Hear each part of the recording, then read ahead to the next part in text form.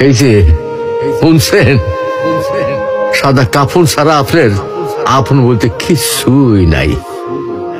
হকগুলো এই স্বার্থের কাঙ্গাল, বুঝলেন? এই স্বার্থ ফুরাই গেলে গা হকগুলি আপনার সাইডে চলে যাব গা। আর যখন হকগুলি আপনার সাইডে যাইব তখন দেখবেন আপনার এই সাদা কাফনই একমাত্র আপন হয়ে থাকবো। তা আবার কয়দিন কন? আহারে জীবন, কিসের লাইগা এত কিছু করতেছি? এরই নাম কি জীবন? এই আছি, এইটাই ফুটুস ফুটুস। কিছু আমার লোকে কবরে যাইব না, না যাইব আমার শখের মোবাইল ফোনটা, না যাইব আমার শখের গাড়িটা, আর না যাইব আমার শখের বাড়িটা। কিছুই সাথে যাইব না।